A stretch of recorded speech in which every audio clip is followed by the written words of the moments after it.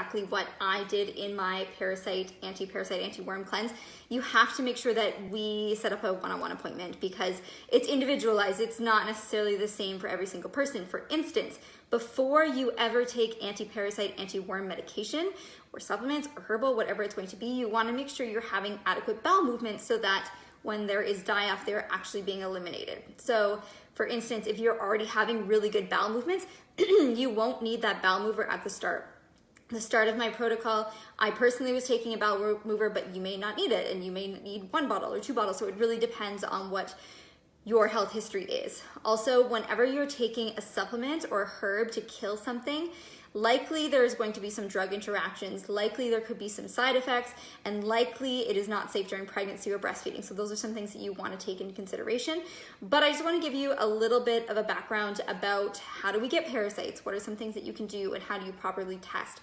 I actually did the GI map test on my entire family, and parasites came up on our lab work. Worms did not come up, but we have to remember that the GI map test, although it is very sensitive and it's very specific, it doesn't test for everything. So, while you might get a negative result, doesn't mean that you don't have any other strains that they're not testing for. The GI map is a stool test. It's so comprehensive. It looks at, pathogenic bacteria, viruses, and parasites. So those are ones that we know cause disease in 95% of the people. It also looks at opportunistic pathogens, so those that can become an issue if they're given the right conditions to thrive. It looks at what your healthy gut microbiome is. A probiotic is not indicated for everyone. So if you run your GI map test and you, for instance, see that you're high in lactobacillus, for instance, a lactobacillus probiotic is not going to be right for you. So it's really taking individualized medicine to the next level. It looks at how you're breaking down your fats. It looks at inflammation. It looks at elastase, so how your pancreas is breaking down the proteins. It looks at so many things. It looks at your immune system, whether you're sensitive to gluten. So it's an amazing test. I always recommend testing prior to doing a protocol because then you know what you are looking at and then you can retest after to make sure it's gone. You are going to save yourself a lot of time, a lot of headaches, and a lot of money if you test first and you know exactly what you're dealing with. So how do we get parasites? So we talked about testing. How do you get them? So you can get them from food. So think sushi, traditional sushi. Everyone always ate wasabi with it because that's actually anti-helmintic. So it's anti-worm, anti-parasite. So it's very interesting. So make sure if you are consuming sushi, it's a quality source and that you're actually eating the wasabi with it. Undercooked meats can be a source of parasites. Inadequately processed water, so inadequately filtered water. You can get it from your food, you can get it from your pets, you can get it from your children, and the World Health Organization estimates that 1 in 3 people worldwide, so yes, that is worldwide, so probably not 1 in 3 just in North America, 1 in 3 worldwide are infected with some sort of parasite. So it is something that's prominent and it's not something that's really tested unless you've been traveling. And then even at that, I have a lot of people coming to me and I say, have you done a stool test? And they say no.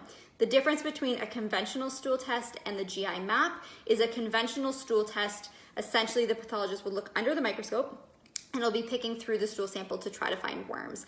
And if they are not present because they're not in their adult life stage or they just haven't passed through, then you're not going to see them. So I do like the GI map test because it looks at DNA and it's much more sensitive. You can get it from water, you can get it from animal, dogs, mosquitoes, and surfaces. So there are people that go to the bathroom and don't wash their hands. So that is a really big problem. It can live on surfaces for sure. That is a very interesting question. Can you use intestinal worms for fishing? That is very funny. I'm not gonna answer that question.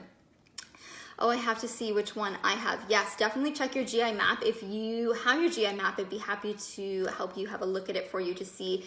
It's really important to be on a strategic plan. So we know things like wormwood, cloves, mimosa.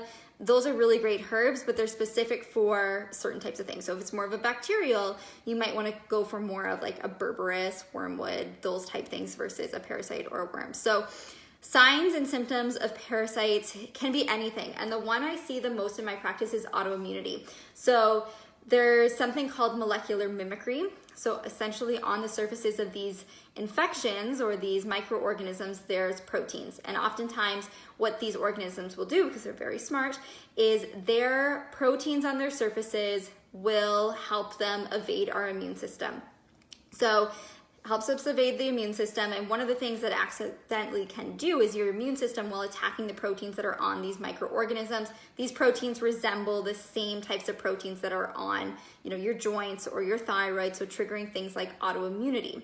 So this is where the research comes in, showing the association between certain gut infections and autoimmunity. So for instance, I had starting to creep up thyroid antibodies, and we know that thyroid antibodies can be elevated up to 10 years prior to changes in TSH, thyroid stimulating hormone, the main marker that conventional medicine is testing for. So you can have signs and symptoms and be struggling for up to 10 years before your TSH becomes affected, and at that point, then you typically get treatment. So my GI map, I noticed increased levels of Klebsiella species, and I've noticed that, I'm getting text message, I'm being distracted.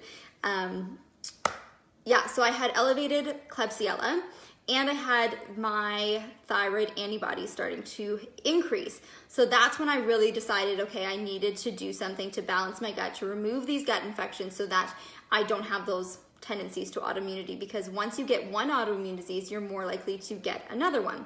And this is true even if you've had your thyroid removed. So we need to get to the root cause of the problem, which is often in the gut. Other signs and symptoms is bloating, gas, abdominal pain, any typical GI symptom, sleep issues, skin issues, fatigue, nutrient deficiencies. Nutrient deficiencies is huge. There are definitely parasites and worms that can be eating your nutrients. And also, if you have chronic inflammation in your gut, a mucus layer can form. And we really want to make sure that we are removing that mucus layer, because that's going to block all those nutrients to be able to be absorbed, reabsorbed, so that you can have the nutrients for your body. So there's lots and lots of benefits of doing a parasite worm cleanse, including removing something called mucoid plaque. So types of worms, there's lots of different types. I've went over a big presentation all about worms and parasites and what you can do from a food-based perspective if you want to start there in the Wild Side Inner Circle. What I did for my protocol, and again, I can't give you specific health information without having a consult first, because this might not be safe and effective for you, but what you need to do is make sure that you're having at least 3 bowel movements a day before taking a anti-worm, anti-parasite. You want to do some testing, and you want to make sure that what you are doing, you are prepared for. So many times when my clients do the anti-worm, anti-parasite protocol that I have, they do see full-blown worms, parasites in their stool. So you want to make sure that you are prepared for that, because if you're not, then just don't look in the toilet. But you can imagine how much better you're going to feel in terms of brain fog, energy, digestion in general, sleep, if you don't have these critters living inside of you. So I did serapeptase, which is an amazing proteolytic enzyme. Proteolytic enzymes help to break down biofilm. They also help with scar tissue. But what they do is they break down the biofilm, this slimy layer that different microorganisms can use to protect themselves. So serapeptase to help break that down. Then I did NAC, another biofilm buster, and I used a herbal laxative to help make sure that I was having 3 bowel movements a day. Then after that, I added on Mimosa pudica, as well as another antibacterial product with a ton of different herbs, everything from, there's wormwood, there was clove in there, oil of oregano, a very big mix to make sure that I was covering all my bases, black walnut, garlic, oregano, and that's what I used for that. Now, day 3, I got an excruciating headache, and that's when I noticed things really started to move. And if you are really brave and you want to see pictures, there is pictures of what was eliminated in the Wild Side Wellness community. I know this can be an uncomfortable topic, but it's something that I see time and time again being the root cause. So I want to make sure that I'm sharing as much information as possible with you guys. So there are pictures in the Wild Side community if you want to go and check that out. And other than brain fog, low energy, bloating, some abdominal pain, I didn't have very many symptoms. Of course, the thyroid antibodies as well, but it doesn't have to be crazy symptoms for you to be infected with this. So essentially, I did my 30 days, I did my mimosa, and then my other product that is tons of different herbal support to kill bacteria, parasites, worms. And I'm just going to continue on that. My protocol is about 120 days. So I've had many patients do this ahead of me, and I thought I might as well try this on myself because of the feedback that I was getting. I was like, a little bit shocked at what was being excreted from people. So I thought, I have to get on board and do this. So if you guys have any questions, I would encourage you to, you can grab the book, The Wild and Free. There's lots of information on there to learn more.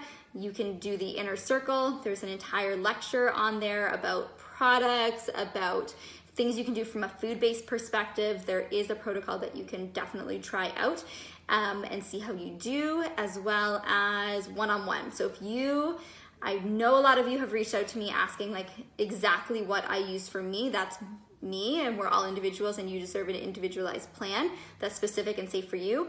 So again, if you want dosing, product name, everything like that, you have to have a one-on-one so that we can make sure it's safe.